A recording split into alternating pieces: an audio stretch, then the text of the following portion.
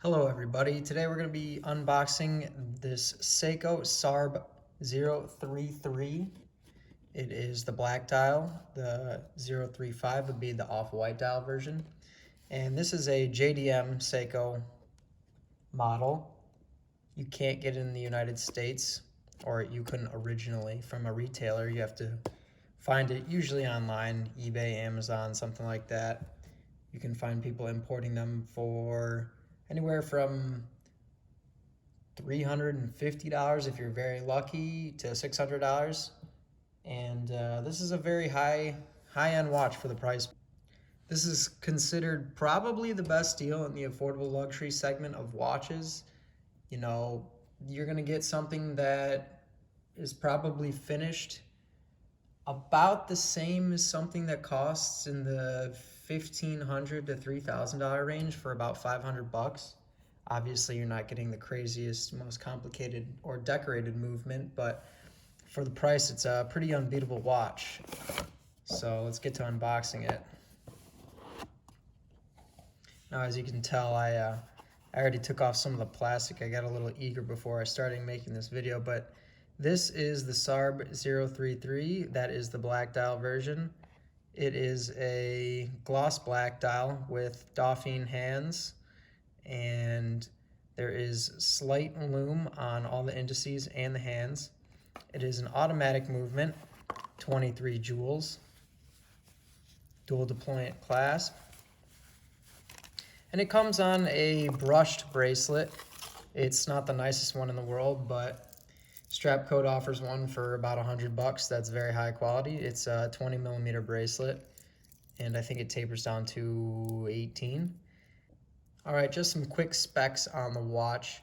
It has a case diameter of 38 millimeters, and with my calipers, I measured about 40.5 with the crown. The case thickness is about 11.3 millimeters, and lug to lug, it measures 45 millimeters. Like I said, it has a 20 millimeter bracelet. Now I have a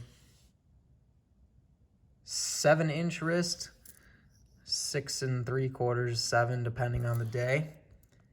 And it fits very nicely on it.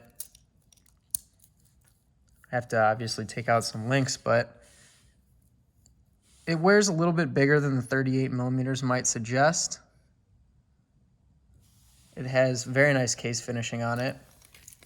As you can tell, there's some brushed and polished surfaces. The side of the case is polished, whereas the top of the lugs is brushed. And once again, getting this kind of case finishing and, you know, overall finish just to the watch is pretty crazy for $500. As you can see, it has a display back case. It showcases the 6R15 automatic movement. It's 23 joules, has a 50-hour power reserve, and vibrates at 21,600 vibrations per hour. Now, that doesn't mean that it is necessarily the highest spec movement. The sweep of the seconds hand is a little bit, not slower, but not as smooth as your normal high-end watch would usually have. But that does mean less wear and tear on the internal components, so you get longer service lives. I can very easily see this watch going 5 to 7 years without a service. And it runs pretty accurate. I mean, Seiko quotes 25 seconds ahead or 15 seconds behind per day. And it's not just their typical base off-the-shelf movement. This 6R15 is in the SARB033 and SARX or SARX 045 and other models of that sort.